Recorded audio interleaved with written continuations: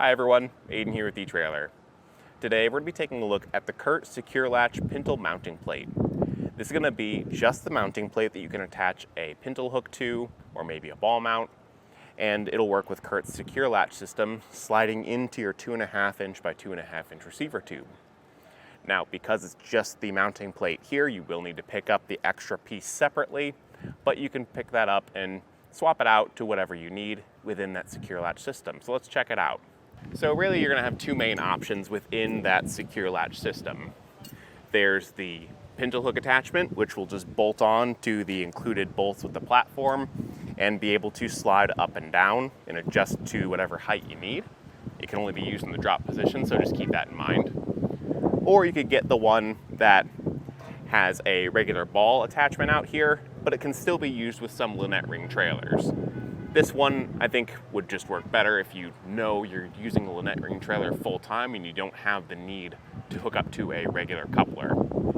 And if you don't like the idea of having two separate pieces you have to buy, CURT does make this in a one-piece setup. So it's one just pintle hook SecureLatch system that slides into your hitch, but it's not going to have that built-in adjustment for the height in there. So if you need that height adjustment or just a bigger drop at this maximum drop, then that's maybe one reason why you'd go with this sort of setup here.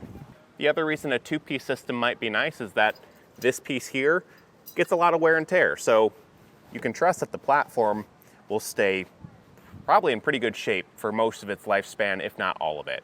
But the piece that's actually hooking up to your trailers might need to get replaced. And by having this platform separately, you can swap out whenever you need to and get a new one. But let's focus more on the mounting plate here, because that's what this video is about. The mounting plate itself can support 20,000 pounds of gross trailer weight, and that's how much weight it can pull. And then it has a maximum tongue weight of 2,000 pounds. That's the maximum downward pressure.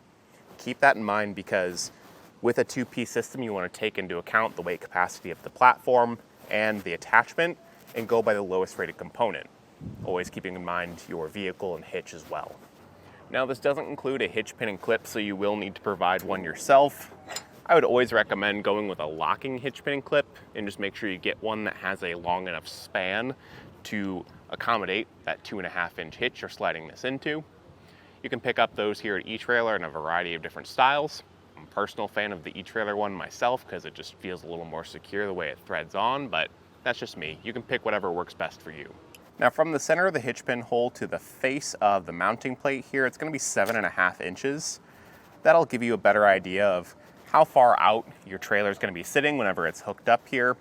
Now, that distance from the face of the mounting plate out will depend on which accessory you choose to put on here, but at the very least, this gives you an idea of how much the plate will stick out.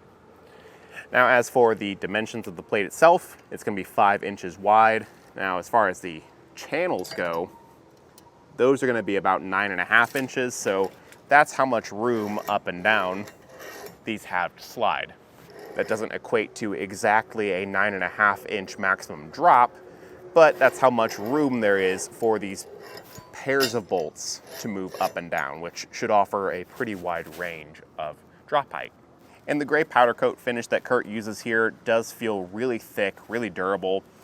It just feels like they did a little bit extra as opposed to a standard powder coat you might find on something else, so that's good to know.